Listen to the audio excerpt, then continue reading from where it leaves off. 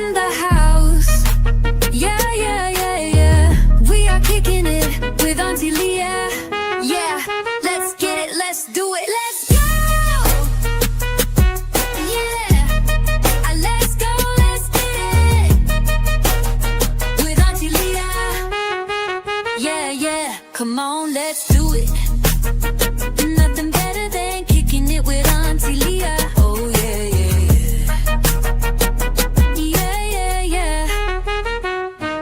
Auntie Leah is in the house.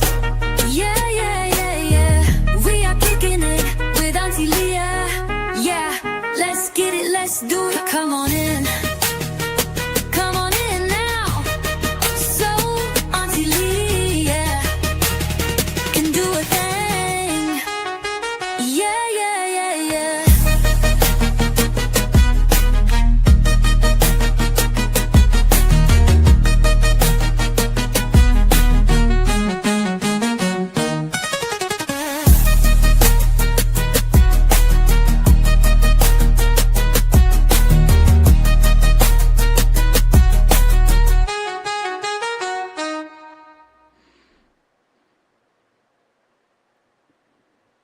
Welcome, welcome, welcome. Welcome to Kicking It with Auntie Leah. Hi, Travis. How are you Hey, today? I'm good. How you doing? Hey, we're so excited. Me We are too. blessed to have you on the show with us today. We learned so much about you. You know, we have this segment going. It's called Hip Hop is a Graveyard. And what I did, your documentary just kept popping up on my feed. And you know, it doesn't say a lot. It just says Travis, and then this cute little boy. I'm like, why is it keep popping up? So I just clicked on it, and I was like, because sometimes we have technical difficulties. But when I start to listen, I'm like, you know, I'm doing a story about Eazy-E and the theory on why, you know, when he contracted, you know, the virus, that he died within 30 days, right? But when we watched your documentary,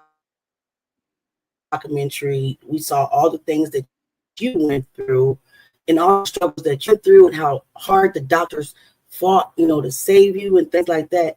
And just like compared to like, why would he, you know, pass away so fast? And a young man, a little boy, a precious little boy that is, that was born with it is still surviving, you know, through it. So that's how we met Travis Jeffries. And I will tell you that your documentary brought tears to all of us. And we were so elated. We thought you had, you know, passed away because the way that the doctors were speaking and the way that your grandmother was speaking, that you are only probably going to live to 8 years old or 10 years old. Sorry about the to even have a lag, but just imagine how elated we are to find. I just happened to Google, like YouTube you, and I was like, oh my God, there he is. He is still alive. He's strong. He's living his best life. And you just have become such an amazing young man. And I want to welcome you to Kicking It with Auntie Leah Thank today. you. Thank you. I wanted to tell you that you're welcome. We are going to view a little bit of your documentary, if you don't mind. Okay. Just a refresher to the audience so that you don't have to go beginning, right? Because this is more of an interview on life after. Does that make sense? Yes, it does And I make wanted to sense. tell you before we did that. Okay. Before we do that, instead of me, because I wrote a script about your story and I was going to read it, but sometimes I have a speech impediment and I mispronounce words. So what I did was I made a song for you. Okay. Okay. Oh, okay. Oh, I want this song I Nice. made of it, and it tells your story. I know it's not right. It's not every detail of your story because only you know that, right? But it's the story that we have from when you was a child through the documentary. We don't have anything after that. So that's why you're here. So you can fill us in and tell us what you've been up to and think that. Sounds good? Sounds good. We must have a lag. Okay. All right, guys. Everybody say hi to Travis Jeffries, audience. And if you don't mind, you can put it there for so people can follow your page. I will also post it in the comments as well at the end of the interview, okay? Which one do I want to play? I made so many songs. Let's try this one. Hello. Get the fighter and the rock star. He is a fighter and a rock star. Run it, Jeffries. An inspiration to a nation and to future generations. He never folded. His faith was solid. He stayed true to his faith Is that too loud? until he died. He was feeling his hit. Come on. He looked death in the face and put it in its place. In the 90s, a boy, Travis by name. At 6 years old, entered the world's frame. With swords in his throat, he could not eat, you see. Kept alive by a tube for 14 hours daily. With 2 sci-fi drugs, he fought AIDS with all his might. A documentary captured his heartbreaking plight. But it ended right there, on the edge of a knife. A new treatment was starting to wager his life. The world stopped its watching, his story went cold. This is what happened, a tale to be told. The film Simply Travis made its debut when the AIDS crisis was tragically new. Born with HIV in the South Bronx embrace, raised by his grandma Geneva with love and with grace. The film showed a childhood the illness had claimed. A boy tied to a pump, forever contained. He could only just watch other kids in the snow. A heartbreaking picture of a childhood let go. The story then turned on a choice brave and bold by his doctor Heidi Beltler. A story was told. With new protease inhibitors, she tried for a cure. A shot in the dark for a child to be sure. He is a fighter and a rock star. Explain it, Jeff. An inspiration to a nation and to future generations. I don't think like the audio His is like faith coming was together. solid. His faith was solid. He stayed true to his faith until he got it. Healing that No problem. Yeah. he was Oh, sorry. feeling his Hold on a second. All right, no problem. Are you guys able to hear it? Are you able to hear it? You guys are not able to hear it? Hold on. I'm sorry if you're not able to hear it. Were you able to hear it? No.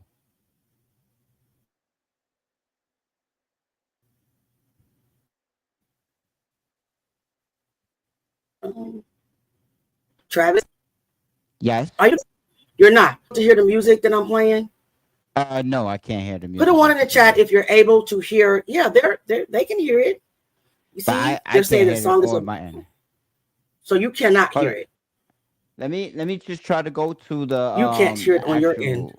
No, I can't hear it on my end. Okay. What people in the chat, they hear it. I'm not sure why you're not able to hear it, but I want you to hear it so bad. Hey, Sedna West, how are you? We have a guest here. I'm gonna copy the link and throw it in the chat. Hey, Bert, another song. Hold on. Let's see if you can hear this one. He is a fighter and a rock star, an inspiration to a nation and to future generations. Never folded, his faith was solid. He stayed true to his faith until he got it. Are you guys hear this one? Feeling that is, he was feeling No, his I hit. can't hear it. Death in the face and put it in his place. In the 90s, a boy, Travis by name. At 6 years old, entered the world's frame. With swords in his throat, he could not eat, you see. Kept alive by a tube Guys, for can you 14 hear hours the daily. music? With 2 silent drugs, he fought AIDS with all his Weird. might. Okay, A they can hear documentary it. captured his heartbreaking plight, but it ended right there, on the edge of a knife. A new treatment was starting to wager his life. The world stopped its watching, his story went cold. This is what happened.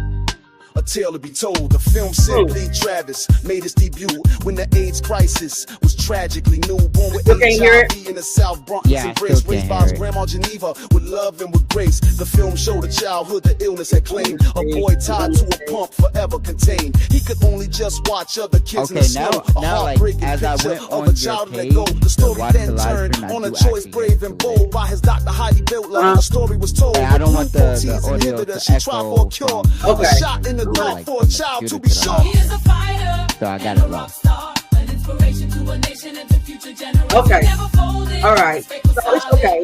So what I want to do I really want you to hear from the beginning, but I don't know how to make it start over. Please stop. The film left you hanging with that fragile plea. Hold on, I could be like Peabody for the rewind world it to and see. stuff, and Then the then I can filmmaker hear it ripped on the the cuts live of the stream, past the from his past life, live stream. leaving his subject to continue to So. strike. A last Okay. public note said his life was robust and grand. Then for 2 decades he vanished from the nice. land. No interviews followed, no updates appeared. A profound silence was all that was heard. This I have quiet several of wasn't them a that I'm riddle going to or sing. game, but a victory. Okay, We okay. finally reclaimed the one thing the illness had taken away, the chance to be a person at the end of the day. Travis's journey, a story so deep, is a vital piece of Wow. history to keep. It put a human face on the AIDS epidemic's dread, moving past numbers to the real lives instead. It showed us the battles that patients fought through, and the heroism of caregivers like Geneva, so true. He's not just a symbol of a Nice. diseasy, sad art, That but is of a fight for amazing. normal life, a brand new start. His greatest triumph wasn't found in the light, but the quiet existence he won with his might. His story reminds us of the will to survive the climb. If it moved you, please share it so we don't waste time. Let his history Oh, be wow. known, let it not be erased. And for more tales of strength, subscribe That is to this amazing. He space. is a fighter and a rock star, an inspiration to a nation and to future generations. He never folded, his faith was solid. He stayed true to his faith until he got it.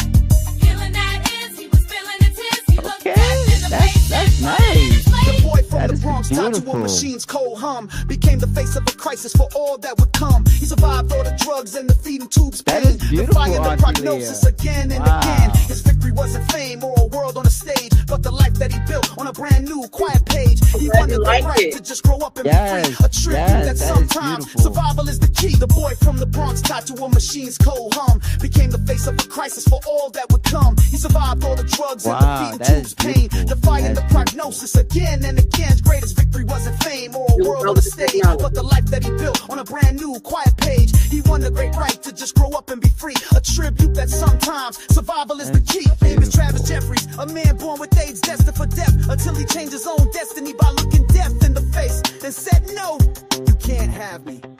Travis Jeffries. He is a fighter and a rock star, an inspiration to a nation and to future generation. Never folded, his faith All right, was I solid. think that is the end of the song of that one. Feeling that is, he was feeling it is. All right, so I'm glad you like the song, and I will send you a copy of the song for you can have it for yourself. All right, thank you. All Appreciate right, that. so welcome. Thank you are very, very welcome.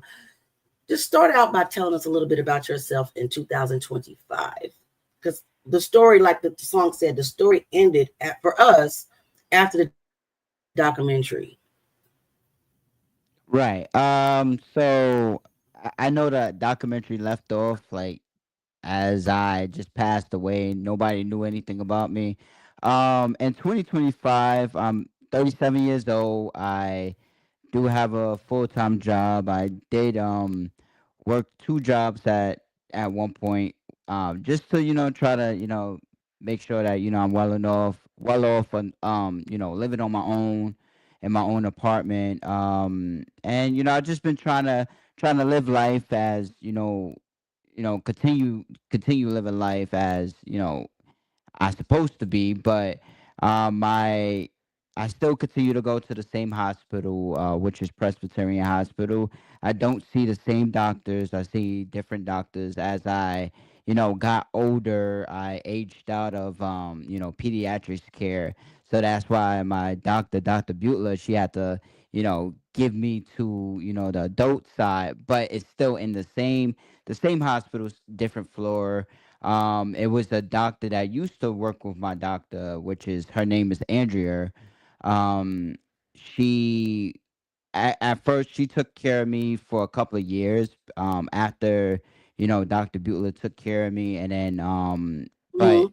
the communication between me and Dr. Butler, I seen Dr. Butler from time to time, but every like update, my doctor Andrea used to give her updates about me, about how I'm doing, and that's how like the communication went back to Dr. Butler. So she always used to check up on me. So I'm like I said, I'm working full time job at Best Buy, Okay. and just living life, and just happy to be alive. Mhm. So And also I did Okay, get that's married. good. Yeah, I did get married, but right now So, like I we're said, we were all shocked to, still find.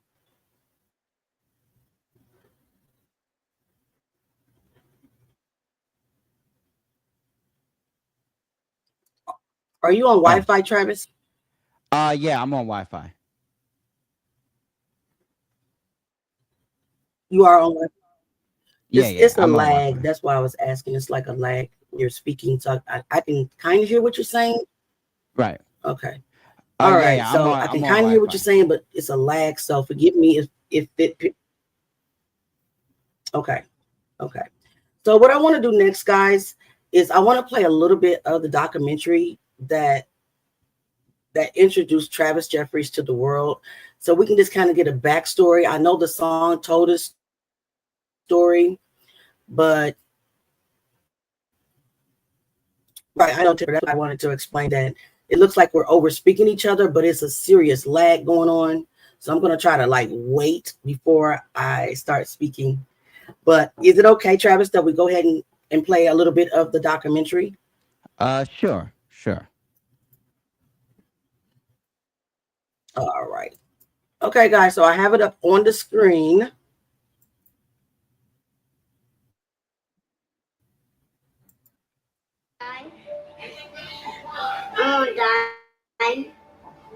The first wish that I wish is that Travis gets better. How do you love you?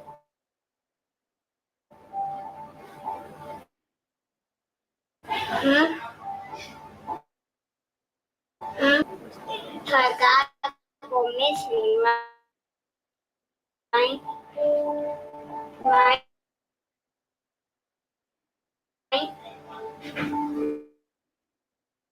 Cause you gonna miss me too, right?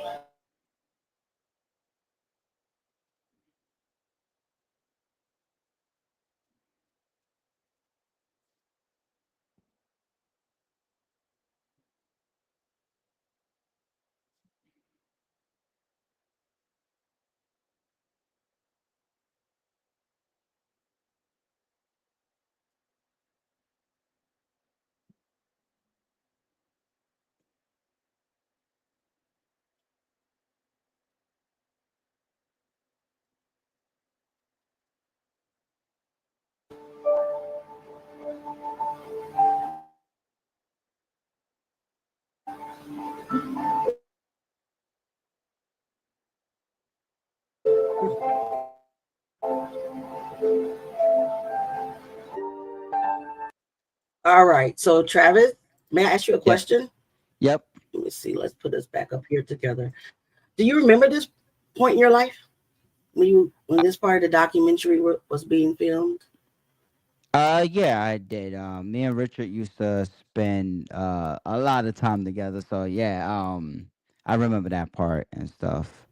Richard was talking to me about you know, just randomly talking and stuff, and then I just decided to say I didn't want to die, and I you know meant it and stuff. But me and Rich was close, so Rich was like a friend. He was a friend of me, so we was more than him, a photographer, and then me, just the person that he's recording and stuff. So I used to always talk to Rich about stuff.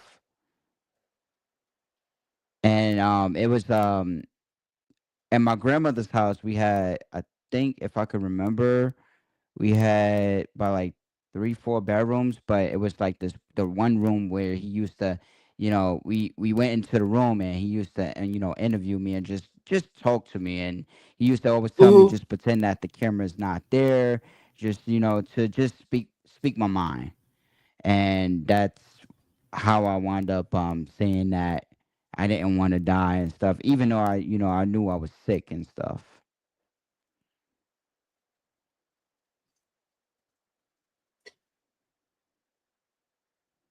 Yeah.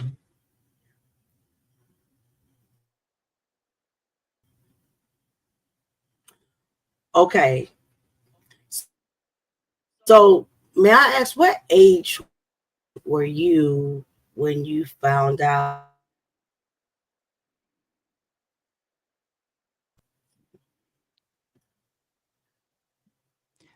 What age was I when I found out that I was HIV positive? I think I think my grandmother told me, I think around like 6 or 7, but she would always explain to me or like ask me before she actually told me anything. Did Hmm. I know why I was sick? That's why she asked me in the documentary in front of Dr. Butler. Hmm. And she was unsure about how would I like. She wasn't nervous. She wasn't scared. I don't think so. But she just wanted me to know why I was sick. So Hmm. around that time that you seen in the documentary, that's when I actually found out that I was HIV positive, and my grandmother always told me to not tell Right. anybody about it. So that's why I've been so secretive about it when I grew up. As I grew up, I've been so secretive about it. Oh, really, really. Yeah, because my Okay. grandmother. I'm sorry. So why do you think that your grandmother told you not to tell anyone? Is it because it was stigma? She wanted to Yes. protect you. Yes, it was more of the stigma protecting me, to make sure that people wasn't mistreating me and just Hmm. looking at me as a walking disease, and just stayed away from me. And I had to Right. realize that when I got older and I went to go live with one of my other aunts, where I had to go through that Hmm. stigma because people were like kids, and people too were unsure about the disease, so they stood away from me. Right. Right. So back then, the I think that the government put out a stigma that stained, right, the lives of people like it was leprosy or something. So maybe that's it.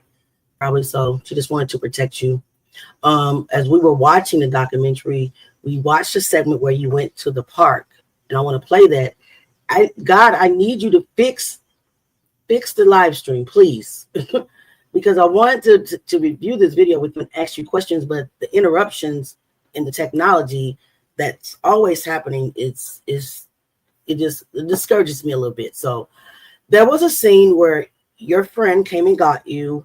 You had your feeding tube, and I think you had a machine that pumped the liquid food in your stomach to keep you alive, right? Because you couldn't eat solid foods at that time because you had sores and things in your throat. Is that what it was?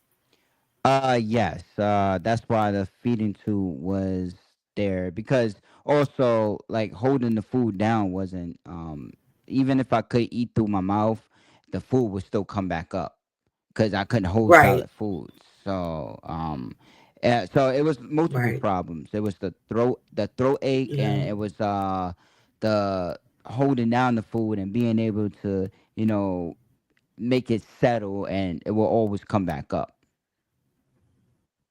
So that's why my doctor, she decided to right. um give Okay. me a feeding tube, but not at first. It wasn't the tube in my stomach.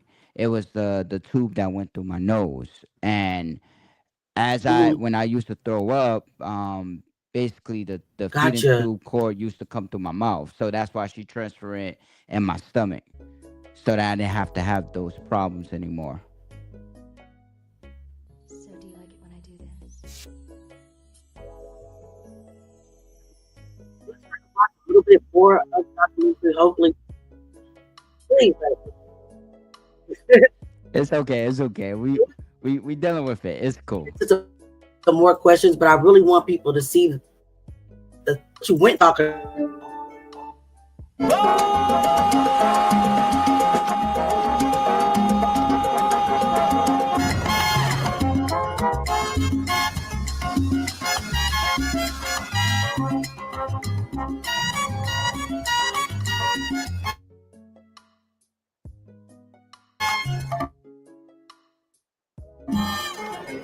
Travis Jeffries lives here in the hybrid section of the South Bronx.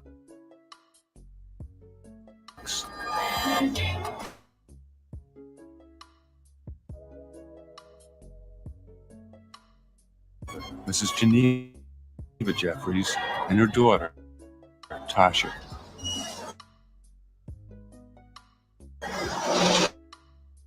Hi.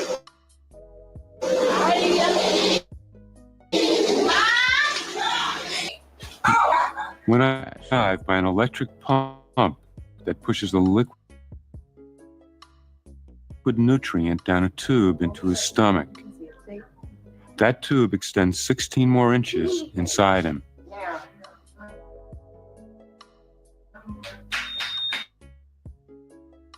He has to stay on the pump 14 hours a day.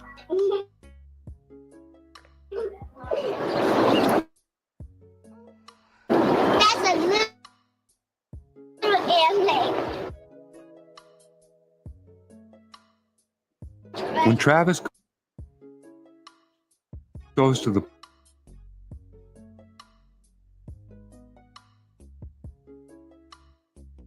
What's that? What's this? No. Came out? No, he took it out. Please, can you stop?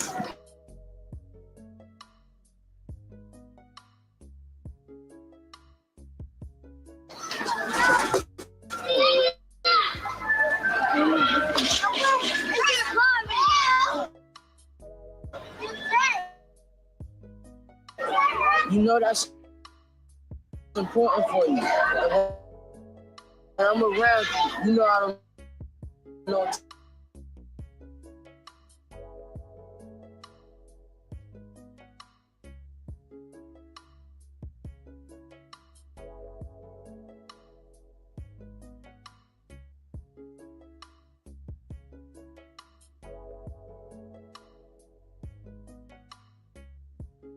Out you too? Yeah, What happened? and it hurt. Bean. And it hurt. Because one kid punched me right in the ground. While my tube was in, bow. Right, he punched me with his knuckle. Right, with his five knuckles. Punched me right here. And he knocked me down and I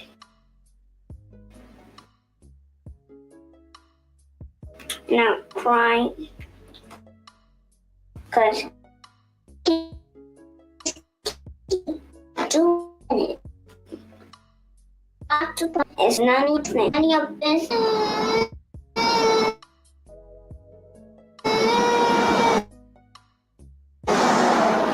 The side effects of the medicine Travis takes for his AIDS make him sick to his stomach.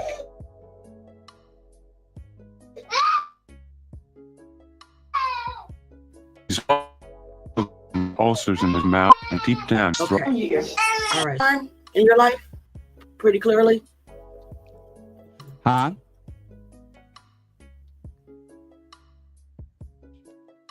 Do you remember this time in your Yes, life clearly? I do. I remember the bullying I do. and things of that nature. Do you remember yeah. this time? Yeah, I do. I remember that time. The bullying, the taking the Okay. feeding tube out, because It's yeah. pretty hard.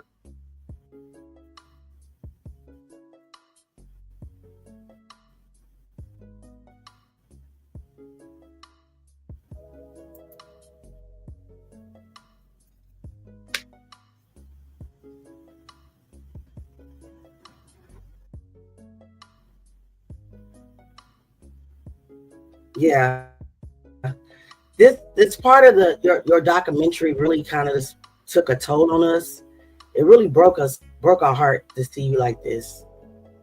So I was just wondering if you remember the pain that you went through, all the different treatments. Were you scared at any point? Because, like, I tell you what, in this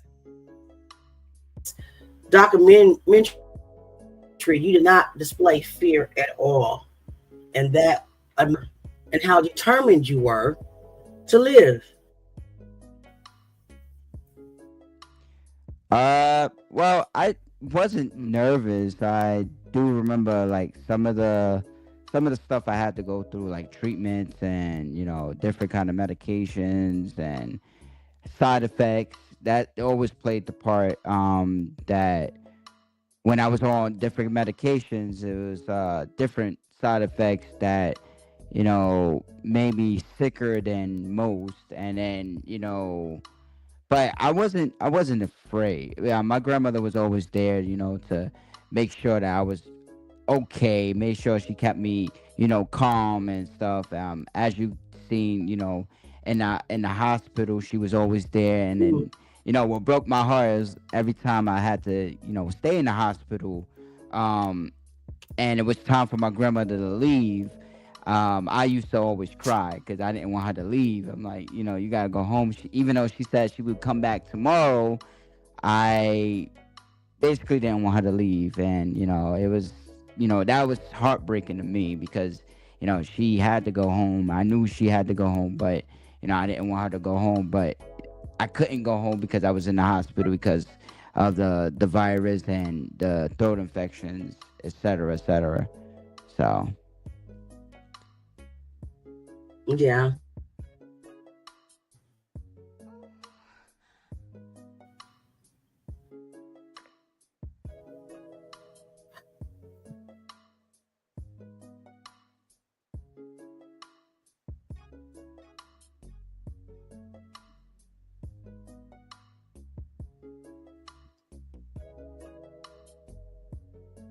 Yeah, StreamYard is just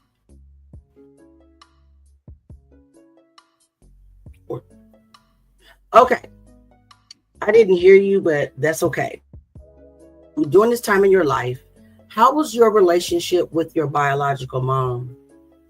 I know that your grandmother raised you. She's the one that got you through this crisis. She was the one that made sure that you had your medicine.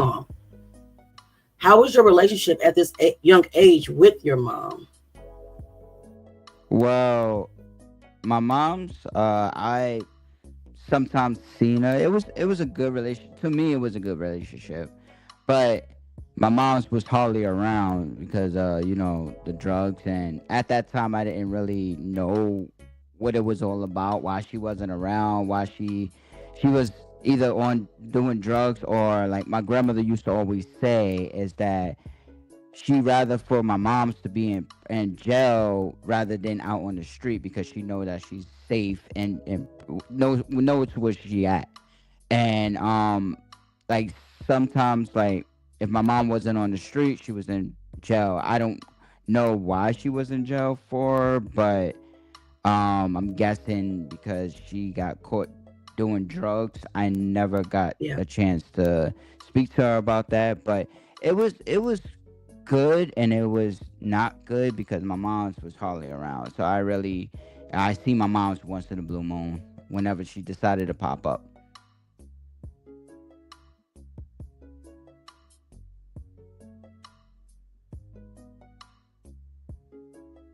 Yeah.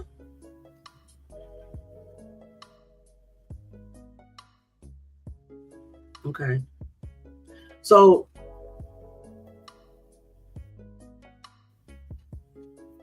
how did you say so positive? It was while I'm watching this documentary, I see this little boy that's full of determination. Not a care. I mean, yes, you're in pain, constant pain, which was devastating to watch. But when you were not in pain, you just were just bright spirited. It was like you was not going to give up. You was not going to allow death to take you. You was not going to die. You was going to make it. What do you think empowered you to be that way? To be that determined to overcome a disease that the world said that you died from, right? They were saying that you were going to die of age 8 or 10. But now, how old are you, Travis? I'm 37.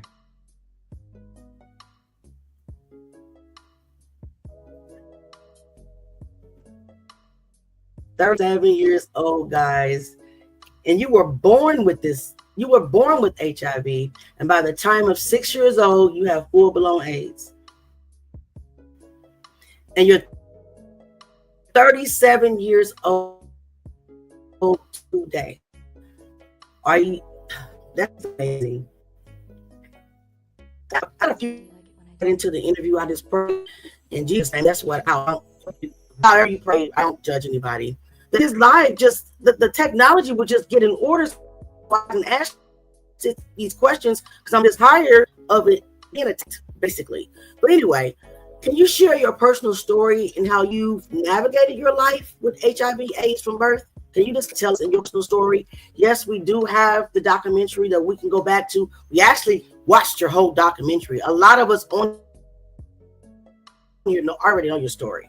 But in your own words, and it doesn't have to be a long story, just kind of tell us how you navigated this. Well, to stay positive, I gotta, give my grandmother, credit for that because she always kept me positive. And, part of that, like her raising me, kept me, perked up and kept me going. Even now today, I'm still perked up when, when my world is like crashing down and stuff. But I just did it because, as you could tell, like some of the parts in the video, like I knew basically everybody in the hospital, so I used to go behind the counter, talk to everybody, and the doctors, the nurses, even the staff members, the non-nurses and doctors will always talk to me. So I kept going because I felt like my grandmother didn't raise me to give up. My grandmother raised me to stay strong, fight, and just continue to do what I had to do. And also I had a couple of therapists, but like some of them were good, but Dr. Rabinowitz, she was good. And this one therapist that I actually did have, his name was David. He was like a mentor to me. He's like, it is what it is. Things will work out. You just got to take things one thing at a time. And he helped me out along down the line and stuff like that. And ever since but growing up was a little bit difficult for me because everybody know that I was in a group home because it was basically family issues where I had no choice to go there. So I had to figure out how to get myself in order. And I remember when my grandmother used to always say, you don't succeed, try again. And that's kept me going for years. So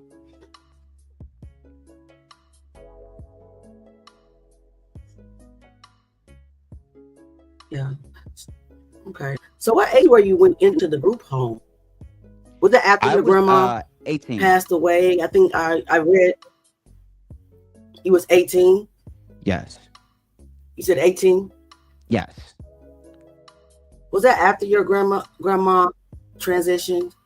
I think I read that she passed away at the age of 55. I'm not too sure what age she was, but how old was she? I know she passed away in 2000, sure. But I know she passed away in 2000. But my one of my cousins was like 1999. I was like young, so it basically I had a lot going on where I had to transition over to with my aunt at that time because my grandmother had actually talked to one of her daughters, and that's how I wound up staying with my aunt is because this aunt, my grandmother felt like she was able to make my appointments and make sure I take my medication and stuff like that. So, and But later down the line, I found out, like, my other family, some of my other family Mm, members was like, "Oh, yeah. we would have took you in and stuff." But my grandmother's thing was she didn't want me and Mhm. Tasha separated, and which down the line we did wind up separating. So, that was my grandmother's thing. Like, she didn't want me and Tasha separated apart, but we wound up separated anyway. So, um, yeah, that's how I Oh, wound up in a group home because I was having and, trouble with my aunt. okay. And so was Tasha your sister or cousin, or who was Tasha to you? I say she was my cousin. But Tasha, when I speak to her, sometimes she's like, "I'm your aunt," but I see you as my cousin. So don't really know the backstory about that. So I heard my grandmother took her in too, but I don't know her backstory Okay, about gotcha. how my grandmother All wound up right, taking care of her.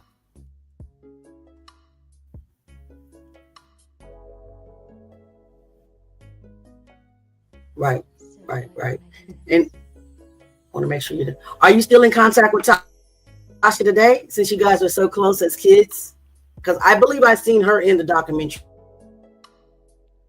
as well. Uh, well, Tasha was the one that when you walked into the home, she was the one with the hair all out. I mean, we speak from time to time.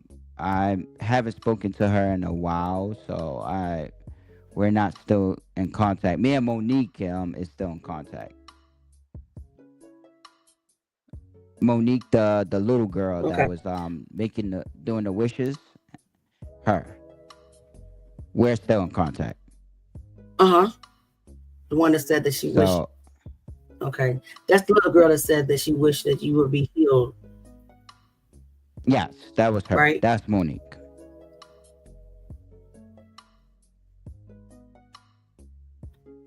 Okay. So, and then I'm gonna get back to my questions, but as we was watching the documentary, we saw this little boy, and I said, "Wait a minute, that's losing Isaiah." Mm-hmm. And I said, Mm-hmm. "I swear this little boy looked just like losing Isaiah." Do you Mm-hmm. know who I'm talking about? Is he your cousin? Because his last name is Jeffries as well. Mm-hmm. Is he kin Yeah, to that's you? The one that the that's little my boy that cousin. played in Losing Isaiah? I forgot his first name. Yeah. That's my That's cousin. your cousin. I figured that Yeah. out after. Okay, cool. Cool. I figured that out after our last name. So they must be, relatives. Mm-hmm. Okay. So what challenges have you faced growing up though, with HIV/AIDS, like going through adolescence, going to high school, relationships or anything like that? What challenges have you faced? Um, Challenges. So when I first wanted to go to school, get off of tutoring, I still had the feeding tube in. So I remember a girl in seventh grade, she wound up kicking me in my stomach. So then I had at that time, like, the feeding tube was in there. So then my aunt had to wind up taking me to the emergency room to make sure that everything was cool, that the tube didn't pop out or anything. And it was just, I dated when I went to like Mhm. eighth grade. I didn't date anybody, but then when I went to like ninth grade, I dated people, but never got like too serious because of the fact is like I got to disclose myself, and I got to explain it and worry Right. about them treating me different. I didn't want that. I just wanted to be treated the same as you didn't know. But as I got older and Right. I started, meeting people, I wound up having to tell them. But at that time, I started to not care about what people thought about me. I mean, I'm saving your life, and I basically didn't care about, what you had to say. It's either you take me as is or you don't take me at all. That's how I still go that way. So but HIV, I never let it like bring me down. I always made my appointments, always went to my therapist whenever, like, cause I used to see a therapist every week. So at that time, I used to see David. So I used to see him like every week and stuff. Mm-hmm. And it was like, Mm-hmm. I didn't let it get the best of me to not want to, go to my appointments or not want to see my doctor or talk to my therapist or see my family and stuff like that. But, I just kept going. The medication at that time I was on more, so I still have troubles with the medication, like stomach aches, Mm-hmm. bowel movements and stuff. So, and I still like with the medications I'm on now, I still have stomach aches from time to time, but not as I used to have them. So, um, I like I said, HIV, I don't let it define who I am. I just continue to live life. Right. I work jobs, part-time jobs, full-time jobs, and nobody ever knew anything about me. So Mm-hmm. I heard people talk about it, but I'm like, sometimes I Yeah. had to, bite my tongue to say, okay, maybe I shouldn't say anything about that because then they might question me about how do you know so much about it. And that's something I didn't want to get into at the moment. So that's how I always been. Right. Well, you told your friend that passed away that that's for you to know and for them to find out because it was none of their business anyway. So, right. Yep. That was so cute. I laughed when you said it's for me to know, for them to find. I was about to ask you about the medications and that you've been on and how they have affected your daily routine. So you've already answered that. You get stomach aches.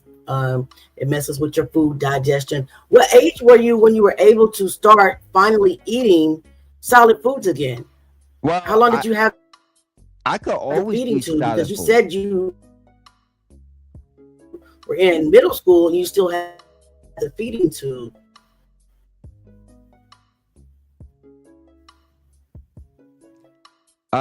So well, with the feeding tube, I could always eat solid foods. It was just that Mhm. the throat infections would prevent me from eating it, and like before, the foods wasn't holding down. Mhm. So but once the throat infection got like went away and stuff, and I was able to like hold down foods like in the documentary. You see me, I was able to eat some foods and it was able to stay down. And at Right. age 16, I remember Dr. Butler. Right. I had an appointment, and she had sat me down, and she's like, "How would you think, or how would you feel about getting your feeding tube out?" And I was like, "Sure." At age 16, I'm like, I'm finally getting this thing out. I don't have to worry about like a tube being connected to my stomach. So that's when like everything, like all my vaccines and the blood work was doing good, my health was Right. improving, and that prompted my doctor to want to basically take out the tube. And I remember we set up a surgery date because it was just even if you took the tube out, it will still be a hole that leads Mhm. into my stomach. So um they had to do like surgery, so they had to like burn around the hole to like force it to close because it's been open for so long that now I still have the scar in my Right. stomach Right. where it shows where the feeding tube was at. So I was always able to eat. It was just that just the throat infections, being able to hold down solid foods. But I think I was 13, That 14 when I was able to eat more.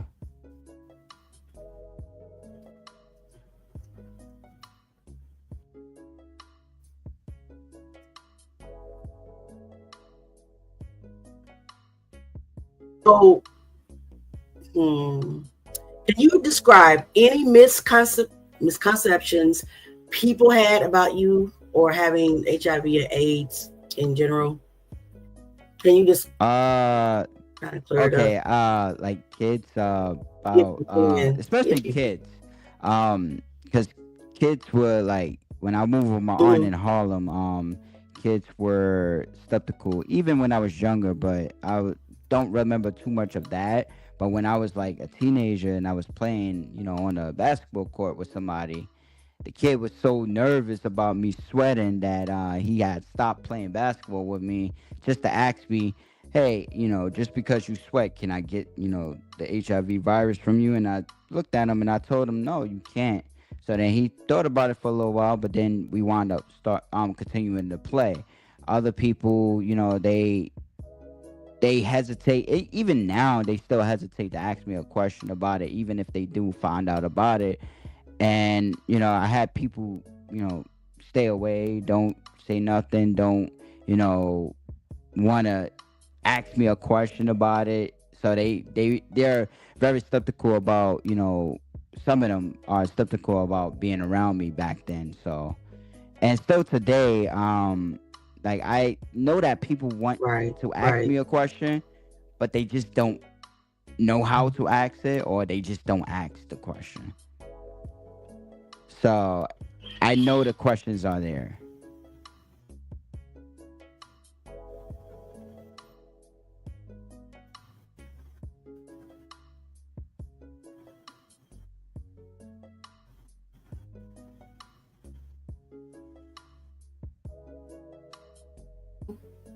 I can imagine it was hard, but like I said, you were born with it, 37 years old.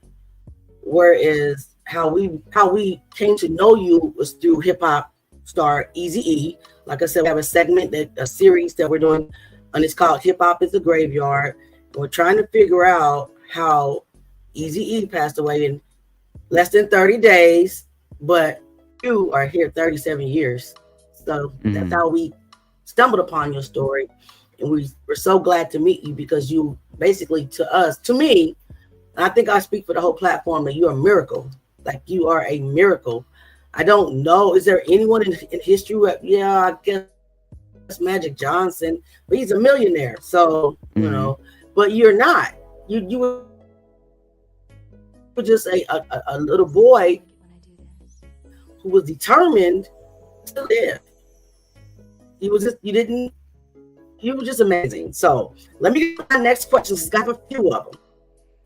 How, I think I've already asked you this a little bit, but how did you manage the stigma, or still do, having HIV, AIDS? And after you answer that question, I do have a question I should have asked before, but Mm. I won't, I can talk too much. That's why it says mute my mic. That's all right. It's okay. I can talk too much too. Trust me. Yeah, I like talking sometimes. Um, so the stigma that I managed today, I'm like I don't care if you got a question and you want to address it. Just ask.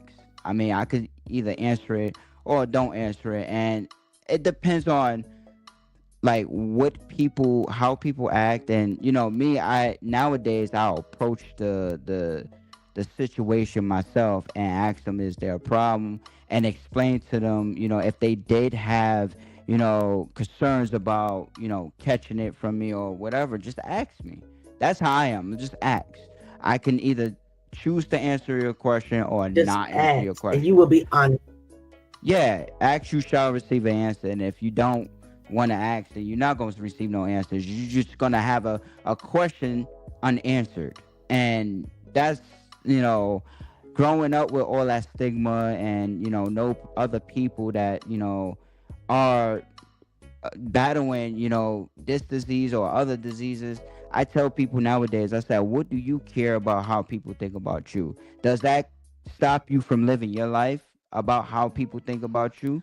You like I try to, help people, you know, deal with, battling other people looking at them because, yes, me, I walk funny, but do I get mad because people make fun of me because I walk funny or whatever? No, I entertain that by making a joke about myself because I'm not gonna let you bring me down. And that's how I tell other people, whether they dealing with HIV or they dealing with a different disease, don't care about what other people say. As the years passed on, I stopped caring about what other people think, Right. what other people say, because at the end of the day, it's me that got to deal with this, not them. And when I come home, it's me and the four walls. That's all I say. It's like I'm dealing with the four walls and my thoughts. So I got to deal with, okay, what time am I gonna get up for work tomorrow? What am I gonna eat for breakfast, lunch, or dinner? And so it's more to Mhm. if people want to be, you know, if people want to be insecure and they don't want to ask questions and they want to be themselves, then that's them. That's how I deal with the stigma. I really don't care what other people think. Gotcha. Okay, that brings me to my next question. That's really not in the questions that I sent you, but I'm trying to figure out, where do you draw your strength from? Is there a source that helps you Where do I drive my which one? with this type of positive attitude? Uh, Draw your strength, your strength, your courage, uh your amazing confidence. Where do you draw that from? Were you just born with it? What, did someone teach you it?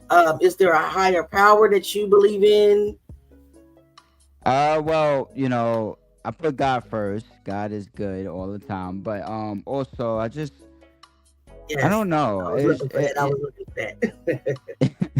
I don't really know. It just happens. Like, even when, like I was saying before, even when my world is crashing down, I still have a smile on my face. I'll say it is what it is. Things will get better. I really don't know. Even nowadays, I still have that energy where it is what it is. Yes, I might get upset, but I can't do nothing about it at the moment. So I just keep on going. I remember, what my grandmother always told me, and, you know, always taught me, like, like, you gotta I stay promise you, you're positive. just an amazing. You gotta do what you gotta do, like, and my grandmother didn't get to see me as a teenager or an adult, but I think about the words that she would say to me. It's like, you don't do evil for evil. You gotta stay positive, keep on going. You don't succeed, try again until you actually, get where you need to go. And that's what I've been doing all these years, is trying to figure out. Because at first I tried, like, I was positive, but I spent some time trying to figure out myself, because of the fact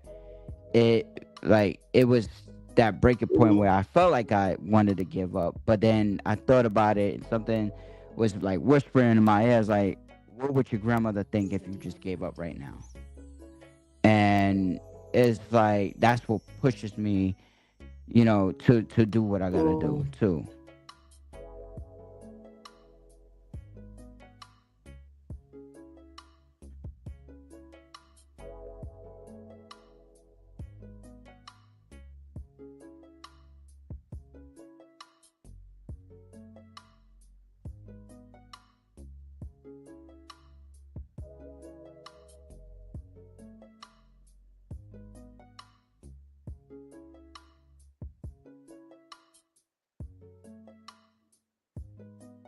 mhm.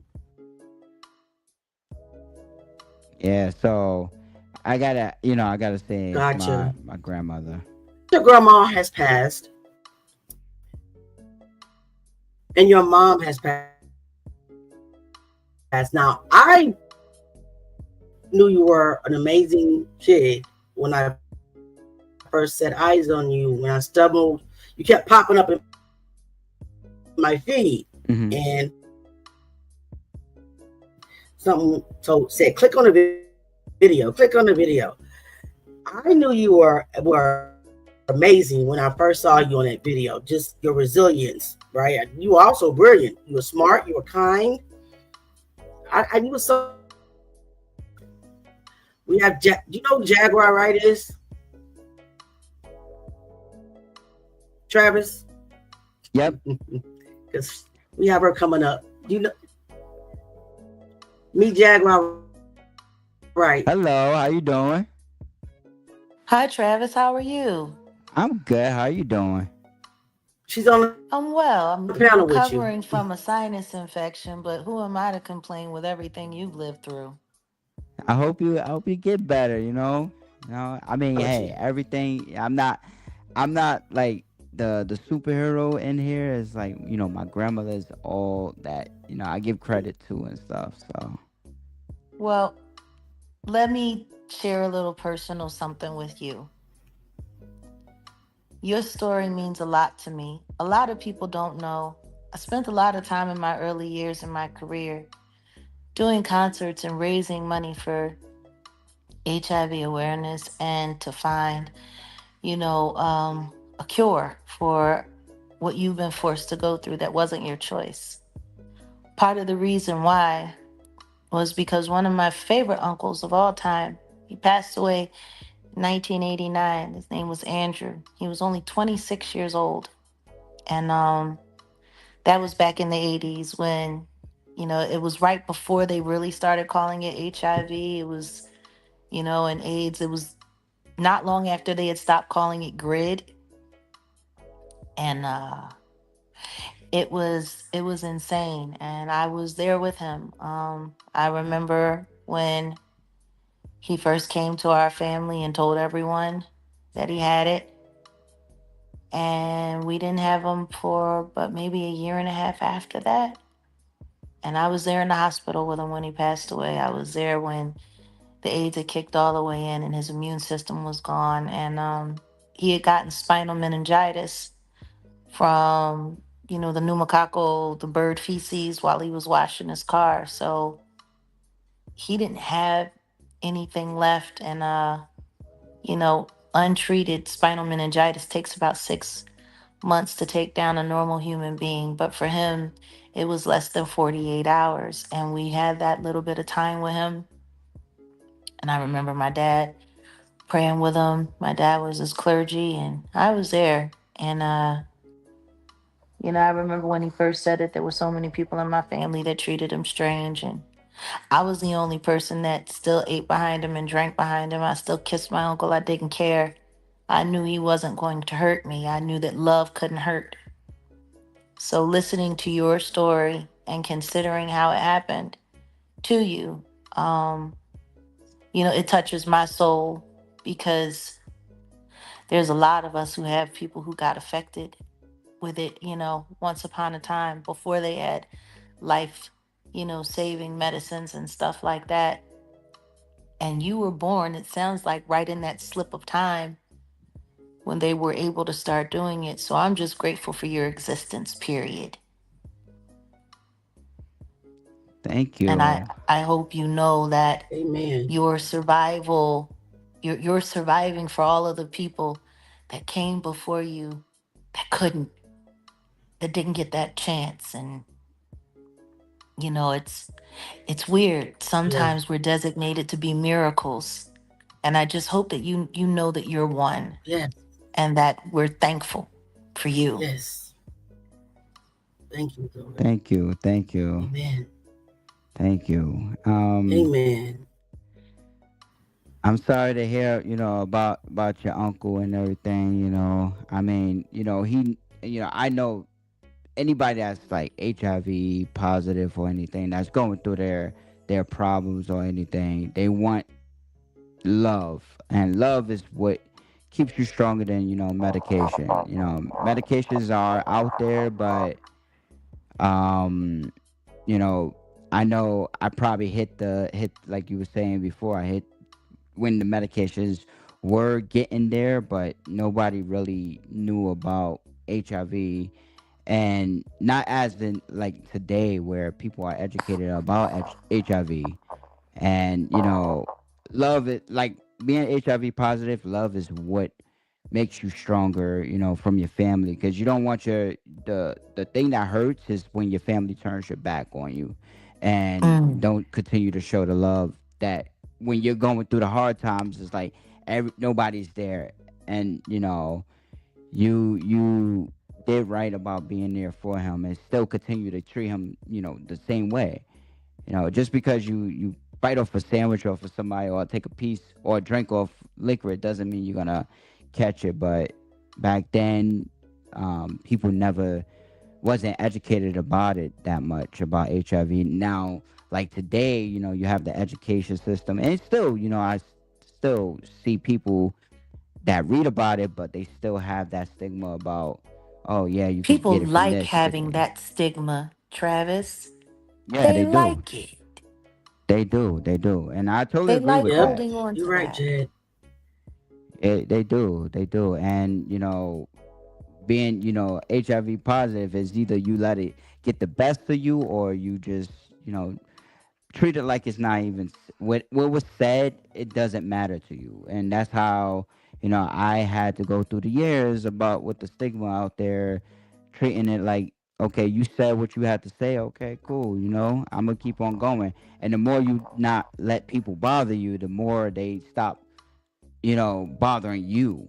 So that's Hmm. how I seen it. And because for instance, one of my coworkers, he had seen a TikTok video of me saying I had a feeding tube.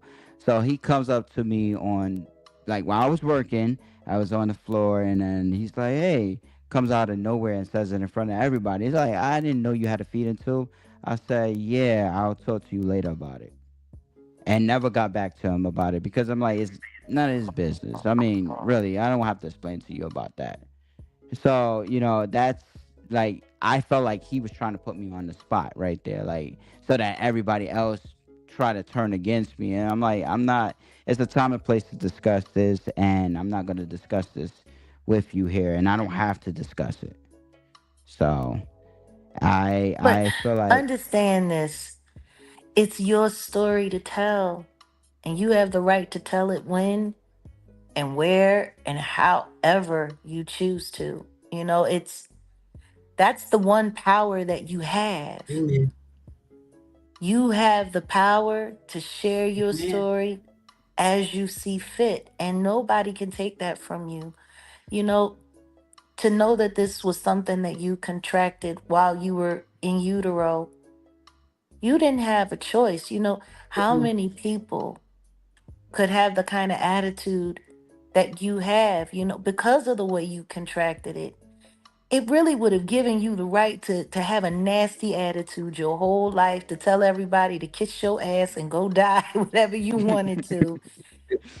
Exactly. And the truth Exactly. is, even if that became your attitude at some point in your life, nobody could blame you.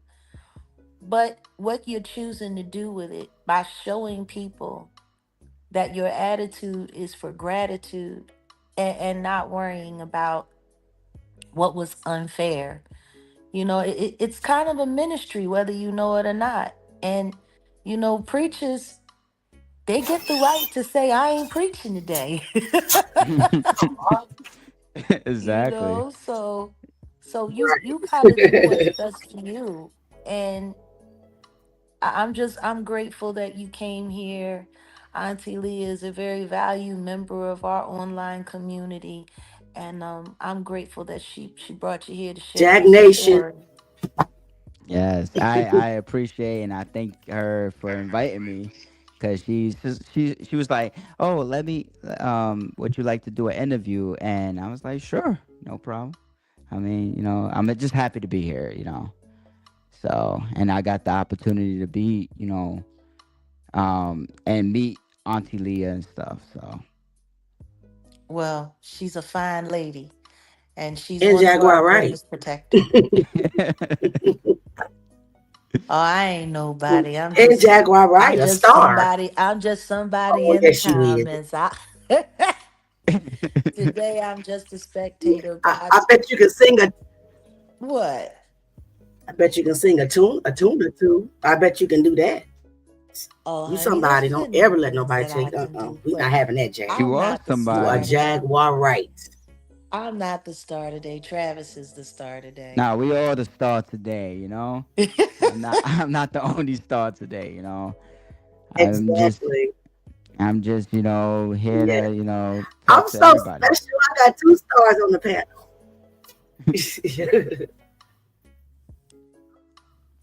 Well, I'm just grateful that you're here sharing your story. I And will not as interrupt again. I'm always, gonna mute Auntie my Leah, mic. I shared this live on my channel. So I hope more people get to come through and see your story. And Travis, if you ever wanted to come and sit with us Thank or you. sit with Set in the West where we could get to know you a little better, you're always welcome. Please do. Thank you. Thank you. Thank you. I appreciate it. Yes, their platform is much larger, Travis. Your story deserves to be heard. Like the song I made for you after the documentary, basically nobody said anything else about you, but you are a walking miracle. Your this story will encourage a whole generation because it's still spreading, right? And people still have this stigma, and people still struggling, and you need to be heard. You need a bigger platform than mine, and that would be Set in the West and the Jaguar Ride Effect. All right. Thank you. Well, we ain't here to steal nobody's joy today. I just wanted to stop in and let you know that we appreciate you. We see you. And I personally, as someone who have lost a few people to the very horrible disease that you have somehow managed to wrangle into a life, we appreciate you. We just Right. do. Thank you. Thank you. And you gotta, just stay strong and stuff. And like I always like to say, it's like I give my grandmother the credit, all the credit, because if it wasn't for her, I wouldn't be here. Her making my appointments, making sure I took my medication and stuff, and on time. And sometimes it was medication that I had to take sooner. So and also Dr. Butler fighting to try to find medication that would actually do good for me. So I have to thank those people. Because if it wasn't Absolutely. for them, I Yes. wouldn't be here talking to you guys. So Well, then, salute to all of them, especially your grandmother. Amen. But, I just, you must have been something special for her to take that on because that's a lot. That's a lot for a person to take on all of that.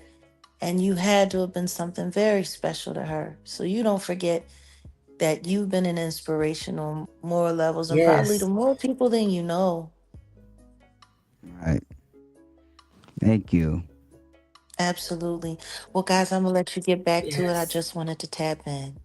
I'll see you soon. And God All right, bless it's you. nice meeting you. Lovely meeting you too, Trav. All right. All right, Auntie Leah. Thank you. All right, that was the Jaguar Right Effect. She likes to try to play. She likes to try to downplay her stardom, but we don't allow that to happen. We got Set in the West No in the way. building. We got the greatest producer on the earth that's on the panel. I appreciate that. I appreciate that. Um, Travis Jeffries meets Set in Hey. the West, aka and hey, Gang Amadeus. indeed, yeah. No, I just wanted to hop on and just salute Travis and in all honesty, we all need to have that mindset that he has. You get what I mean? So, um, you're showing true leadership, man. I think people got to be able to lead themselves and stay in high energy, high vibration before they can lead anyone else. But you're a great example, man. So Auntie Leah sent me the information beforehand. I read up on it about you, and I got to check out that documentary. But yeah, man, yeah, you're an inspiration, man. So yeah, just keep it up. That's all I really wanted to say. Thank you, man. Thank you. I really appreciate that. That means a lot to me. I keep on going every day, and again, I thank Set, Auntie man, Leah for Set. inviting me. Seriously though, look.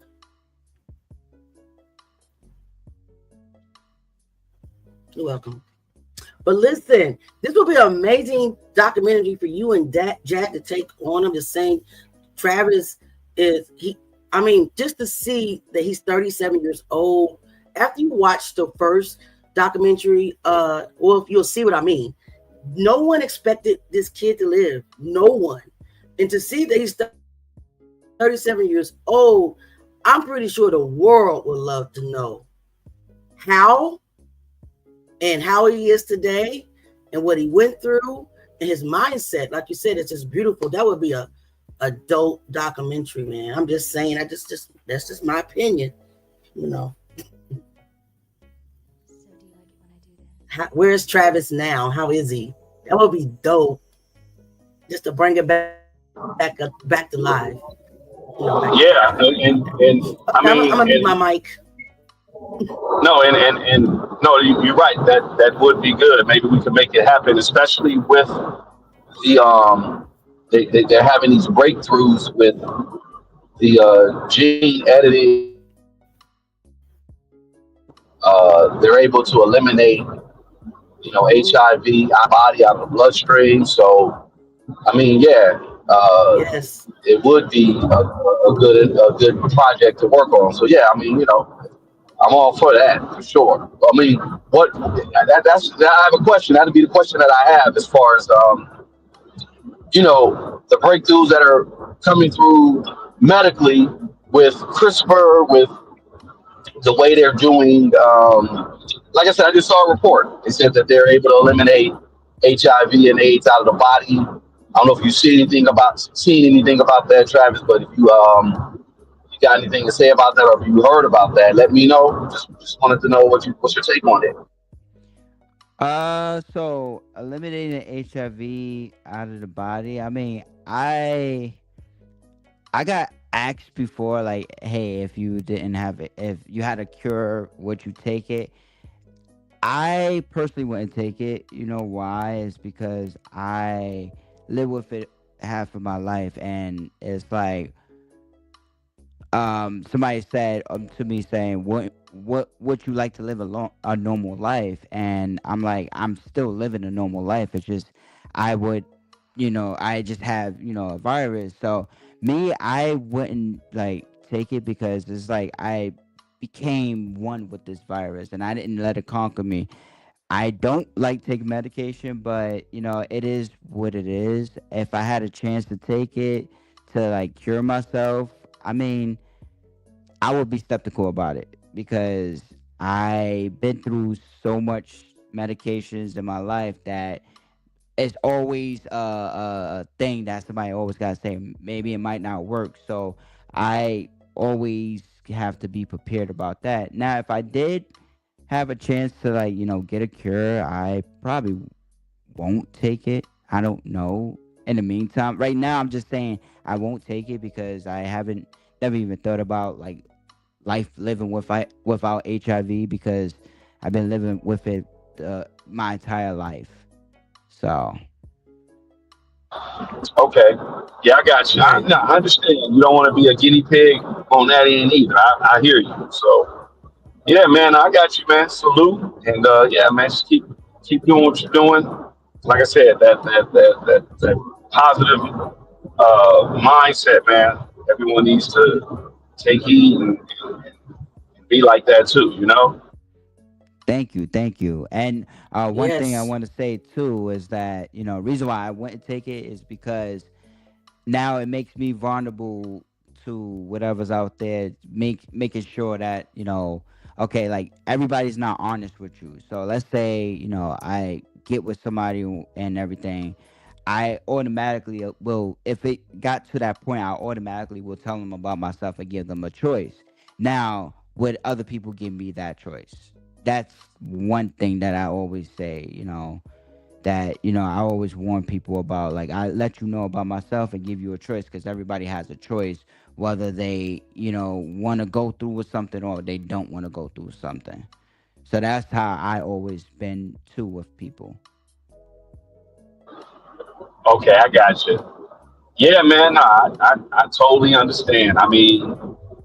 Yeah, especially nowadays, as far as people not being 100 with their health. Um, yeah, yeah, I totally understand, and I get you. I totally get it.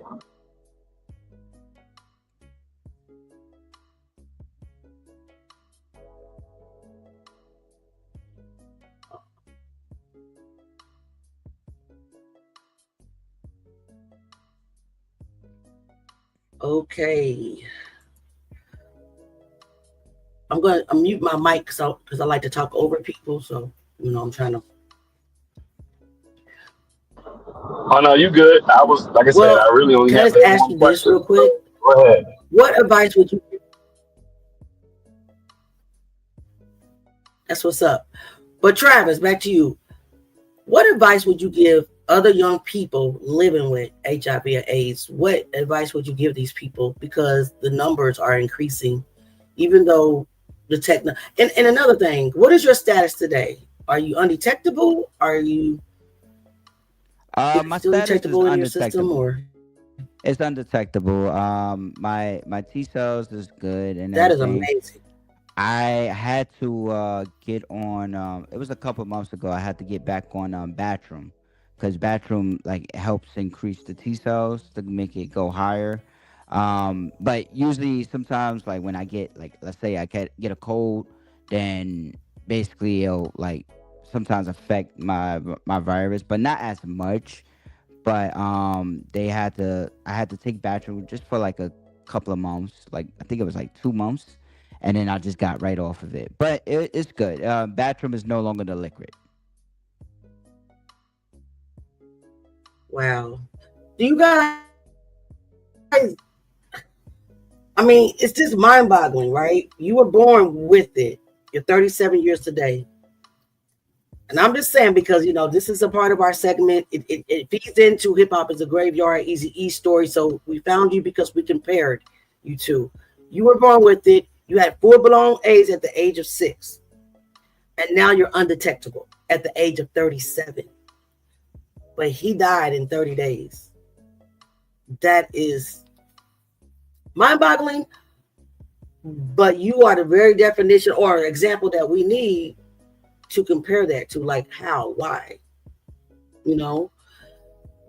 So, what advice would you give other people, young, old, or whatever, living with this? I mean, people don't have your personality, your strength, your confidence, you know. So, what advice would you give them to get them there? To have your mindset, the wonderful mindset, by the way. Thank you.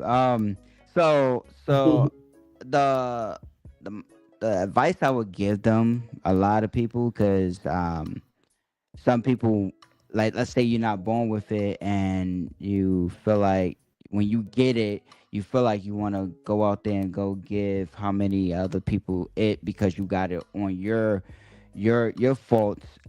Again, I don't blame anybody. That it takes two, to mingle, and it takes two to make a decision to, protect yourself.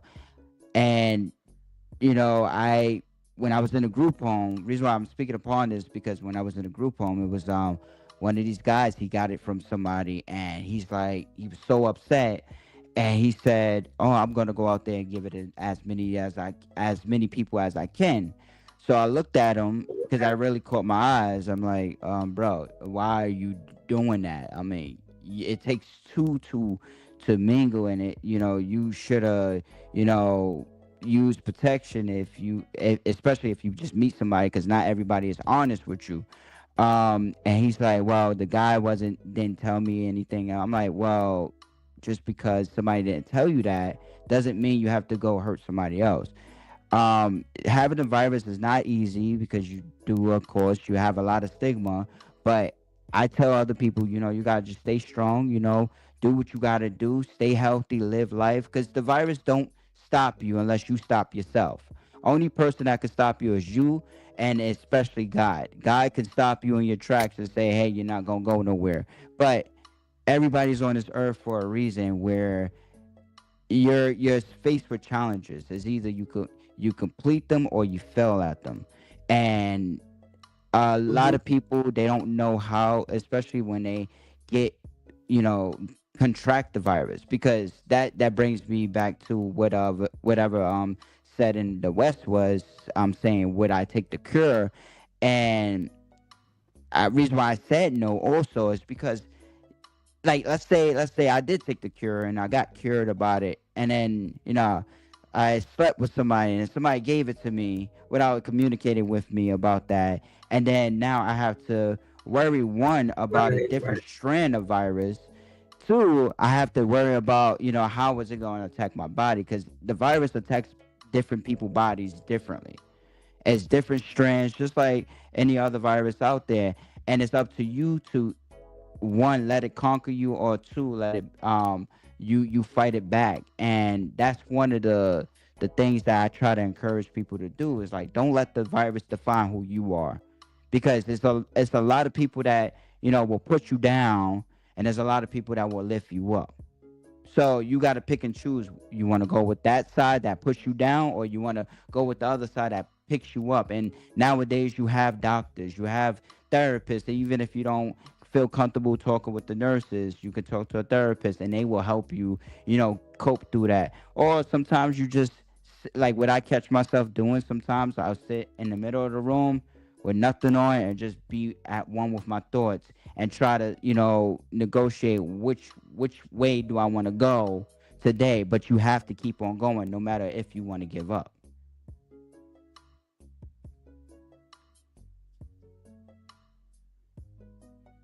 Agreed. Awesome, awesome outlook.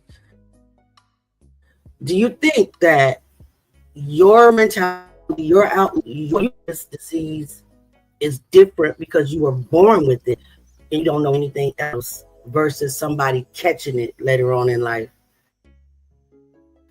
You think that makes a difference? Uh, no and yes. The no part, No. because I was born with the virus, I don't know what kind of strand it was. But um, if you got the virus, it's still a different strand. So it depends on which strand you actually get. You might Right. get that strand that won't even hit you until years down the line, or you might get that strand that might hit you and Mhm. then you won't even see nothing in your blood. It's different. It's different, body, because everybody got a different immune system. So if your immune system is like, when you do get it, and like you catch it from somebody else, you got some people that will get, hives, and you got some people that won't get anything and don't even know that they have it until they actually get told by a doctor, or they have some kind of symptoms that, like, Mhm. make them need to go to the doctor to go Mhm. check it out. So that's, I mean, it's being born with it. I mean, I had my own symptoms where it prevented me from eating solid foods, being able to swallow, my throat infection, et cetera, et cetera. But some people don't even have to you know be on a feeding tube. That I know some people that was born with the virus that didn't even have a feeding Right. tube. So I just happened to, like, I guess, be born in a time where I guess I had no choice to have a feeding tube. So it was like, you learn to live with it. And if you can't live with it, then you just wasting your life Right. away.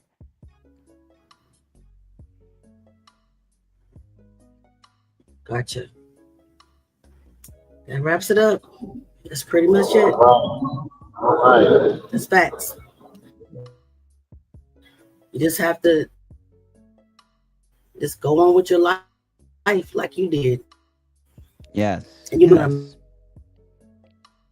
questions today. I'm not.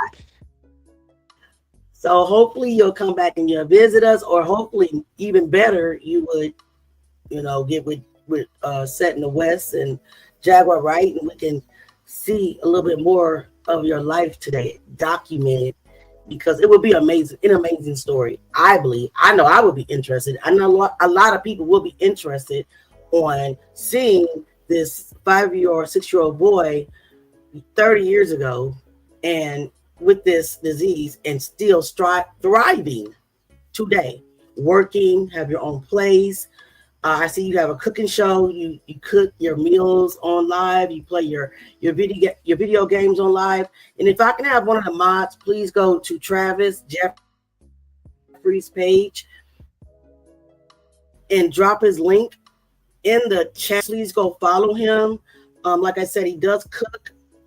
He does many lives about, you know, his situation and his health, his progress, and the medications that, you know, he takes and the treatments that he goes through. So he has a lot of content on Facebook and on Instagram, any other social medias I'm not aware, but I am aware of those too. So I'm not going to ask you any more questions. I've taken a lot of time today. I've had you for an awesome hour and 50 minutes. I'll save the question for next time, because it will be a next time, right? Yes, of course, of course. It'll be a next time. Yes. Thumbs up. All righty. Yeah. Okay. All right. Is there anything else you want? Is there anything else you want to tell us or share with us? One thing, I'm not that good at cooking, but yeah, I try. Yeah, I just want to, you know, I know I thanked you before, but I want to thank you again for inviting me to your show. You know, yeah, this made me, you know, glad, you know, it made me happy and stuff. So, you know, I can actually, you know, talk with people about myself and stuff. So instead of like just being like one-on-one with myself on the video, but, you know, get other people to speak. So, you know, I am grateful for that.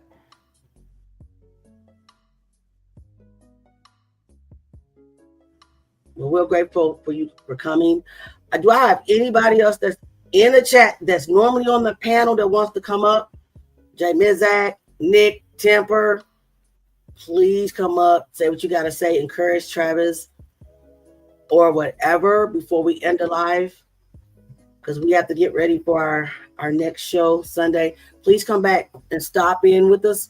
Travis, we're doing our next segment of Hip Hop is a Graveyard. It'll be part 3 of Tupac Shakur's story. So we'll be I will send you the song that I made for you of your story. Okay. It is yours. You can have it. Thank you. So, is there anybody else that wants to come up, Nick? You're very welcome. Jay, Temper, anybody else? We have Cat. We have I see Cat, I see Temper, I see Cat. There's people in here, but you know, they're not saying anything. But again, I don't want to hold you. Hopefully, you know, we'll talk again, and hopefully you'll be able to talk to Jaguar Wright again and Set in the West again about possibly doing a more exposure. I will say that Jaguar Wright is the best interviewer that I know. Okay. So I'm gonna save that for her. Okay, and her no problem. platform is a lot bigger than mine. So we have Nick Mountain's Productions on the panel. She wants to come up to say hi. Hello. Hello, how you doing, Travis? I'm talking to you from sorry. Australia. I was just going to say I'm talking to you from amazing. Australia. Yeah, well, it's not really. Come on. It is amazing. It is. But I just wanted to say, you know, I'm sorry, I'm getting upset.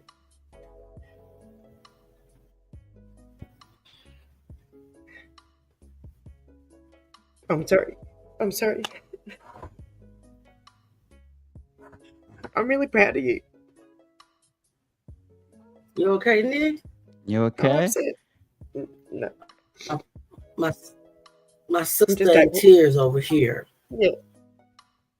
Well, I'm I was sorry. in tears too, but you know, I had to pray and get myself together. I'm sorry, that was unexpected. It's okay, Nick. Take your time. I'm just really proud of you, Travis. You're such a nice young man. Take your time. You know, I'm a crybaby too. Oh, I am big time. Yeah, I just wanted to say that. I don't know what came over me. It's expected when you have a miracle, right? Oh my God, I'm so sorry. I apologize, Travis. It's okay. Don't apologize. It's okay. Yeah, your story really touched me. Thank you. And watching what you went through when you were a little guy, that was a lot. That was a lot. And I just wanted to say, I think your grandmother was awesome. A lot. Yes, ma'am. I'm so sorry. It's okay. Hey, what's up, Travis? Hey, Temper, how you doing? Everything good, bro? Everything good? So nice to finally meet you. I know you've heard it already, but I've followed your story and I find it very inspirational. You are a miracle. Thank Jah you still here. Thank God you still here. I know it's been a battle, and I'm glad Grandma, she really did a good job. She raised you well, and the proof is in the pudding. She really, really did. All I just want to say to you, brothers, stay strong, stay encouraged. I like your positive mindset. Let nothing get you down. Only you can stop yourself. That's a good philosophy. I wish a lot of people could adopt that. Yep. So, my encouragement to you is just, be who you are, stay strong. Your story inspires a lot, and, you are a walking miracle. And, just know that. From the bottom of my heart, just know that you are a miracle, and, you're loved, and anytime you want to pop over, feel free, Thank you. Appreciate that. Yep, same. Yep. Thanks. Yeah, all around the world now. All around the world here, Travis. Yes. It's amazing. Yes. It's amazing. Wow. Yeah. Hope to see you on the. Go ahead, Temper. I'm mute my mic. You know how I am. Talk too much. No, just gonna say, hailing all the way from the Caribbean. This is where this voice coming from. That's it. Nice. The Caribbean, Yes, Australia. All everywhere. around the world. Yes. Yep, Canada. That's amazing. Thank you for everybody's kind words. I really appreciate it. You're welcome. You deserve it. You really do. You really do. Real inspiration. Trust me. Got me kind of, I live jittery and all, but it's all love. Yes, I understand. Yes. Yeah, so glad you was able to come through, share your story, and I was glad to hear it, or like they say, from the horse's mouth. I was glad to hear it, from your mouth, rather than just, reading or tracking a story. I get to hear the living proof, I was just glad to enjoy it. Glad to be here. Glad you came along. Thank you. And I apologize again for crying. Sorry. It's okay, Nick. It's okay. Auntie Lee, you did a good job on the interview, Auntie. I must admit, you did a good job. Kudos. And you're muted. She's muted. You're muted, lady. You're muted. Unmute. You're talking away. She can't hear that she's muted. There we go. Oh, there she go. The technology. The technology be trying to hold Auntie back, but it ain't gonna hold me because I'm about to buy me a gaming PC. I'm gonna have a lot of, whatever you call that, bandwidth, whatever. I'm sick of it. I'm over it. Because, I'm hooked on making music. Travis, I made you like 20 songs. I ain't going to lie. But I'm not going to send you all 20 songs. I'm just going to send you a couple, okay? Okay. Y'all like this? Hold on. Profound silence was all that was heard. This quiet wasn't a riddle or game, but a victory. We finally reclaimed the one thing the illness had taken away. The chance to be a person at the end of the day. Travis's journey, a story so deep, is a vital piece of history to keep. It put a human face on the AIDS epidemic's dread, moving past numbers to the real lives instead. It showed us the battles that patients fought through, and the heroism of caregivers like Geneva, so true. He's not just a symbol of a disease's sad art, but of the fight for normal life, a brand new start. His greatest triumph wasn't found in the light, but the quiet existence. He won with his might. His story reminds us of the will to survive the climb. If it moved you, please share it so we don't lose his time. Let his history be known, let it not be erased. And for more tales of strength, subscribe to this space. He is a fighter and a rock star, an inspiration to a nation and to future generations. He never folded, his faith was solid. He stayed true to his faith until he got it. Feeling that is, he was feeling it is. He looked death in the face and put it in its place. The boy from the Bronx, tied to a machine's cold hum, became the face of a crisis for all that would come. He survived all the drugs and the feeding tubes pain, defying the prognosis again and again. His victory wasn't fame or a world on a stage, but the life that he built on a brand new quiet page. He won the great right to just grow up and be free, a tribute that sometimes survival is the key. The boy from the Bronx, tied to a machine's cold hum, became the face of a crisis for all that would come. He survived all the drugs and the feeding tubes pain, defying the prognosis again and again. His greatest victory wasn't fame or a world on a stage, but the life that he built on a brand new quiet page. He won the great right to just grow up and be free, a tribute that sometimes survival is the key. Name is Travis Jeffries, a man born with AIDS, destined for death, until he changed his own destiny by looking death in the face and said, no, you can't have me. Travis Jeffries. He is a fighter and a rock star, an inspiration to a nation and to future generations. Never folded, his faith was solid. Oh my God. He stayed true to his faith until he got it. On that note, Feeling that is, he without any further ado, does anybody else have anything to say? Auntie Leah, Any more that song questions was for Travis while we have that him? song, that song was awesome, Auntie Leah. That song was Yes, on that point. was awesome. Very good, very I good. didn't hear you. I said that song was Thank on you. point. You, You'll hear me you in a second. Like Nick, you echo, created a echo. monster. I have created a monster for sure, for sure. No. you should have shown me how to make music. I can't even leave because I'm making music. But anyway, we love you, Travis. We thank you for We being do. here. I will email you your songs, okay? And Okay. your songs are your songs. Of course, I will post them on my page as well. You can do with them. You can make it your intro to your documentary series that you have on Okay. page. Just make one your intro. You know, that'd be Okay, cool. Instead cool. you have to That'd tell be the cool. story all over. Yep. So Yep. it's yours. You can copyright it if you want to. I will not copyright it. You can. It is our gift from Jag Country, Jag Nation, the Jaganators, which is we're just people who support Jaguar, right? That's all. We're family. We have many platforms. There's Temper. He has a platform. Please come on his platform anytime. We kidded last night. We're up till talking about each other's language because we're from all over the world. Nick is Australian. Temper's in where you from? Bahamas? Temper? Caribbean. Somewhere in the Caribbean. He's yeah. somewhere over there, overseas, across the ocean. He's in. We have people from all over the world that's in this family. There's no racism. We all love each other, all the same. We support you. You grabbed our hearts when we first saw your video. Nick has a page. She goes live. Please come up on the panel. We have very good conversations. We're not messy channels. We talk about people. Get away from that. We're a positive group, a community, and we talk about things that matter, and we talk about things with substance. What I talk about is the nefarious deaths in hip hop. You know, my channel's all over the place. I might one day, and then next day I'm cussing somebody out.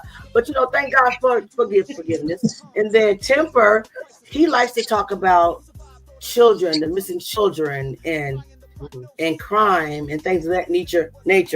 And Nick, she's kind of like me, but she's more like into producing music, but she also talks about things with of substance. And then of course leads Jaguar Effect. That's the mother platform. We're just updated Jaguar Right Effect. Her link is in the chat. Also, Set in the West, the greatest producer on earth. He is also a part of this community ahead. Him and Jag, they're their partners or whatever. So join all of our communities. We will all welcome you. I'm not sure who else on here that has Sam3 Artistry in the comments. She has a platform. She talks about things with substance, real issues, no mess. I think that who else is in? Y'all drop links. Just join the community. We welcome you, okay? And you won't. This is not the last time you're going to hear from me because I still got 31 questions to ask. Okay. I had 40, only asked 9. So I don't get my other 31 questions in. So I will be reaching out to you because I want my fair 40. I want all my 40 questions. So I got through 9 today. So we might have to do a part 2, part 3, and 4. You know, that's what we do. We have series of it in our community. Part 1, 2, 3. So please join our channels. Check out our videos. You're welcome in our community. And we're going to join yours. I'm already a member. So please join Travis's community as well. So if there's nothing else, you're very welcome. Is there anything else? Anybody else want to come up and meet Travis? Hey, Ms. Zach in the house. Ms. Zach. Now, this is my little hard-headed nephew. You know, no, he's not hard. He's very creative. No. Did I mute? I'm supposed to mute my mic, not his. Unmute yourself, Ms. Zach. Okay, so so here it is. Ms. Zach is the reason my channel looks like it does, right? He creates the banners, he creates my intros, my outros, my gifted. He offers services. So if you ever need help, if you want a banner, you want to make your page look a little bit more professional and more inviting to gain members, Ms. Zach is your guy. Nick Mountains Gold, she creates music, so she's responsible. And I'm talking to everybody. She's responsible for my intro, my outro. You'll see how to create music, but you'll see a difference in our genre that we choose. Nick has her own special sound. I love her music. I have my own sound. So you'll enjoy our pages as well. And if you want to learn how to create your own, I'm pretty sure that she'll teach you. And Temper is just Temper. He's just an all-around good guy. And he's really passionate about deep things in children. So we just want you to welcome you in our community. Jag Nation, Jag Country, the Jagarism. Period. You want to say something to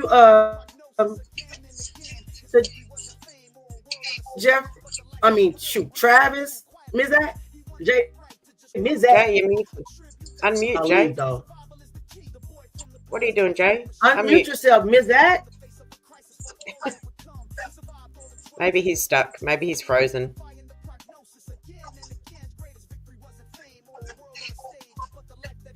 Never mind. I'm going to play my video. He could be. And I know I need to let you guys go, but listen, guys, listen. I'm so proud of this video and song. Okay, Travis, my channel is more for, like I said, we talk about, stop calling me son. How do I put it, Nick? I talk about a lot about this, the shocking, the mysterious, unaliving in the hip hop, all of it's strange. Yeah. So right now we're in a series called Hip Hop is a Graveyard. This is something that was created by the Jaguar Wright, and Setna West, her producer. And I just kind of take it on. So we started from the beginning. Scott LaRock, you probably wasn't even born. I know you wasn't. Okay, son, I'm on live. Stop calling me. I will pause this and come in your room and slap you. Stop calling me. Stop calling me. Stop calling me. I'm over here trying to act professional in front of Travis. He took me out of my element. Now I'm just Auntie Leah. I'm not even trying to be just Auntie Leah. I'm trying to be professional and have an interview, and I can't even be great. Leave me alone. you are great. In the next room. Okay, so before we leave, listen, I want to showcase my video because I'm so proud of this video, guys. And then I promise I'm gonna let you guys go. We're gonna get together again on Sunday, of course, was part 3 of Tupac Shakur. My husband, don't let my real husband hear me say that. Oh. And and my friend, and I just love him. No, but don't tell my real husband that, y'all. But let's get into this video career. I'm so excited. I'm so proud of this. Get on live. Start talking. Last night, what we were talking about? Well, I'm looking for the video. Tell them what we were talking about last night, Nick. We was talking about each other's languages. Oh yeah, the differences. Yeah. The differences between American how English. Australia come up. Yeah. Auntie Leah can't get over the fact that we call McDonald's Macca's. Wait, you guys call Still trying to McDonald's figure out Macca's? Yep, Macca's. Yep. Australian language. Oh wow. But we'll talk It's about even on that the later. advertising on the TV, Travis. Oh wow. I know. Macca's. What? Macca's. Yep. Never heard about that. Wow. Macca's instead of McDonald's. I don't get it. Jay, you should have been on. Is it CJ?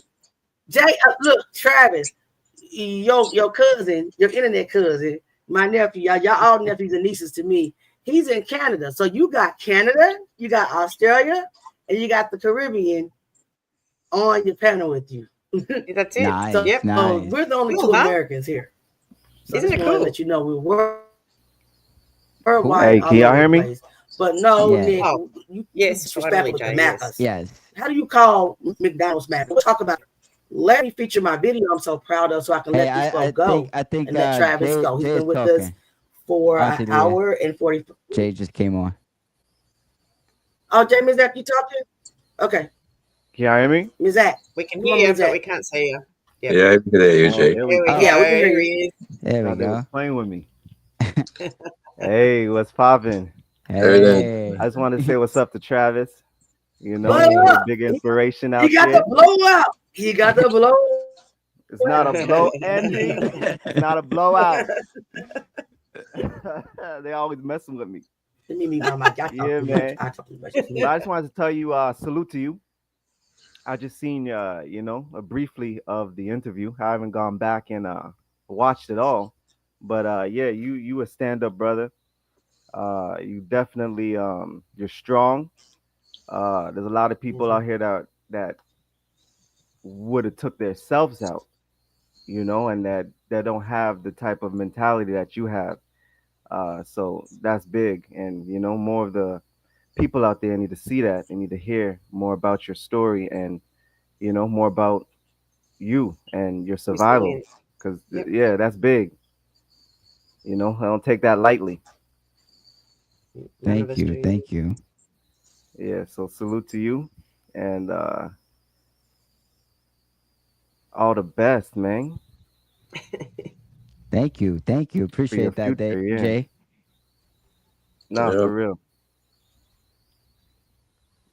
Yeah, man. Okay. Anyone can come up, meet Travis. I hope you realize how much this community is full of love and not hate, in spite of what people try to say. We are a welcoming community and we are full of love. And we just want you to know that you have gained a community if you want a community. That's right. We welcome you into our community. And like I said, we're worldwide. It's not just it's in the U.S. We all over the place. And we on a panel often. So just turn on the notifications. Mizak, Temper, me, Jack, Drive by Right, Set in the West. Anybody else want to come up that has their channel? Turn on the notifications. You might find us any day, live, anytime, just shooting the ish. I'm going to say respectful. If it was after 12, I'll say the real word. But I'm just saying. Y'all listen to this song. Y'all going to listen? Y'all want to hear? I mean, a song about it. You want to hear? Yeah, Here you play go. your song. Let's go. Play it. You want to hear? Song, Auntie. Here you go. Do it. Why is my husband in the background laughing at me? Don't laugh at me.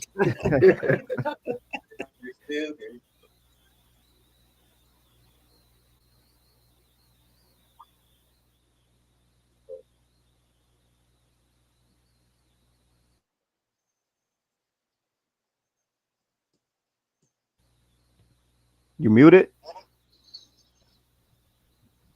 Yeah, I can't hear anything yet, I think Angela. Ashley's frozen. They always playing with the screen. Hey. Okay. There we go. Hip hop is a graveyard. We never thought hip hop would take it this far. The first soldier to drop was Scott LaRock. Then a few years later was the demise of Tupac. The saga didn't stop. Our soldiers continue to drop. And 50 years later they continue to take hip hop. Hip hop is a graveyard. What does a legacy truly cost? For too many of hip hop's brightest bosses, the price was their own lives. From its birth, hip hop has been a voice for the voiceless, to real choices. But chronic nickels of your community can make you a target. This isn't just about individual tragedies, it's about a culture fundamentally shaped by loss of these men and the lingering of what could been. Hip hop is a graveyard. We never thought hip hop would take it this far. The first soldier to drop was Scott LaRock. Then a few years later was the demise of Tupac. Saga didn't stop. I sold it, and they continue to take hip hop.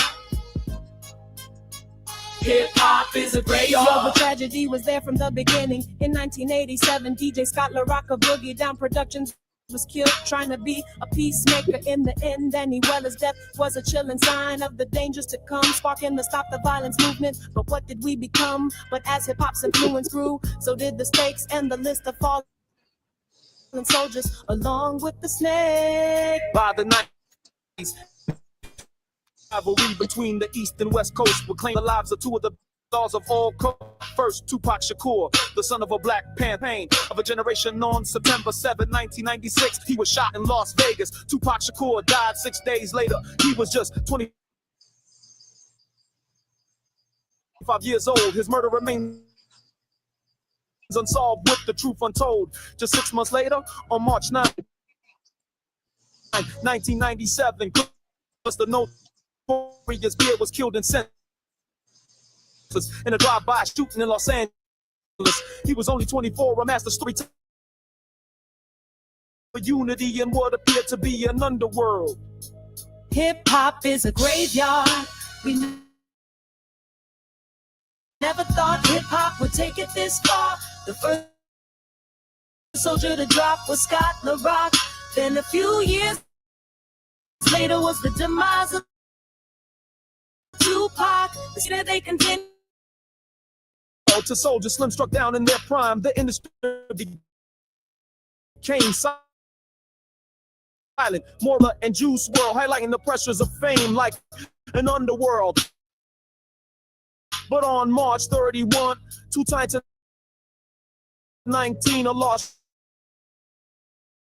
shook the culture to its core. Areas as Gatum, known as Nipsey Hussle, was murdered in his Crenshaw neighborhood while schooling the poor. Nipsey was more than a rapper. He was a blueprint for the future, a community leader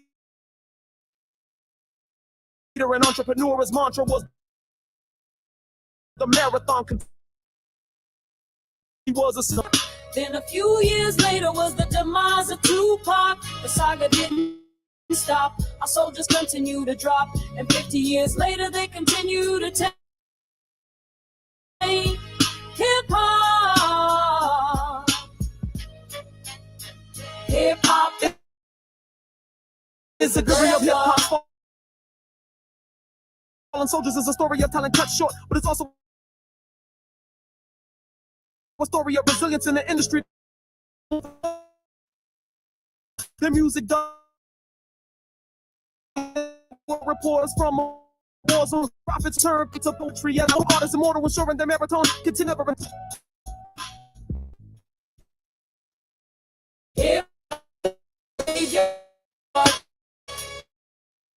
Never thought hip hop would take it this.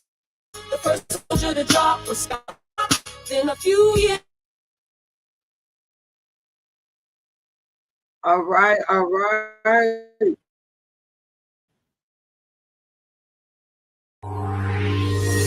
Song I really enjoyed everybody on the Pinto.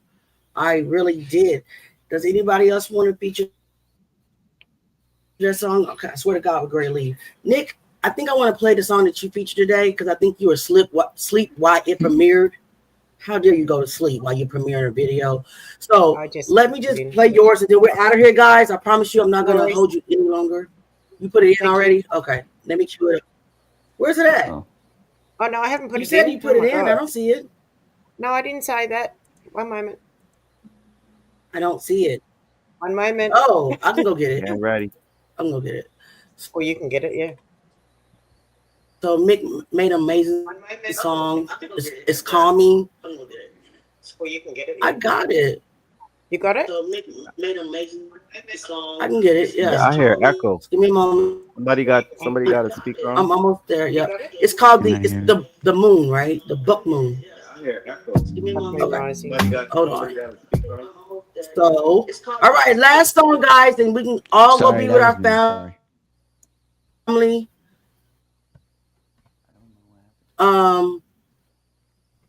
You know, with our next segment, Auntie got to make the video, and here we go, Nick. We're gonna end the night with this song, this beautiful song that Nick Mountain Scope Productions made. Let's go.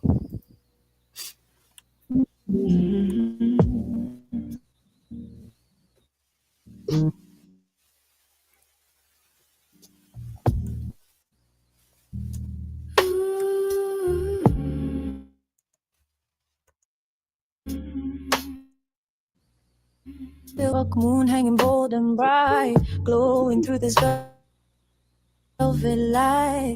Earth is drifting far from flame, 94 million miles away. At a Philly and we catch our breath, cool and distant, kissed by death. And the stars leaning to speed. Those rise, old wounds heal. The future just closer. Then bring your light, guide our hearts through. Somebody drop Travis link one more time for me, please. Everybody subscribe to Travis channel. We're not lost. We grow in shadow, no matter the cost. Oh, Buckaroo, show us the way.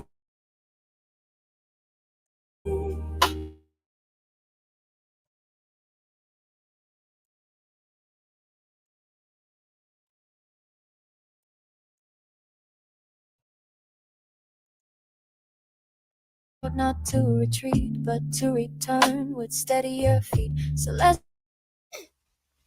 signs, emotion still, inviting change, inviting will. So plant your hope beneath this glow. Let your soul begin to grow. Buck moon rise, bring your light, guide our hearts through shifting nights. The sun may hide, but we're not lost. We grow in shadow, no matter the cost. Oh, Buck this time, for earth is wounded, but still divine. This is the farthest we'll be from the flame, but distance doesn't mean the end. Just change.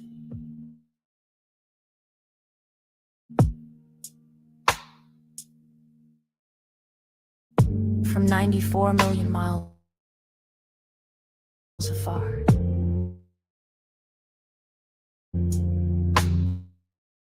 We still shine. Let us unify.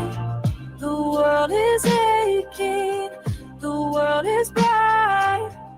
Two truths dancing in the same light. Buck moon, We see your face and grace grow the antlers of our mind.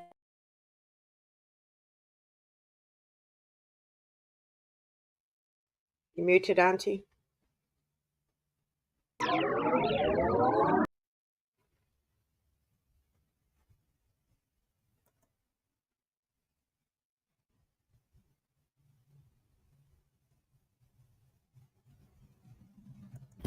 Hey, we back.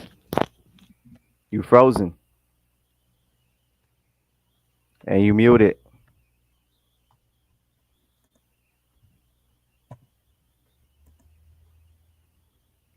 You muted, Auntie. Unmute. Unmute. Auntie Leah. That's it. Why y'all just gonna let me crash down like that? That's it. We try. Said 2 or 3 paragraphs, and y'all just sitting there. No, we couldn't see you. What I'm trying to say is that I love all of my internet and nephews and nieces. We thank you again, Travis, for spending this hour and a half again.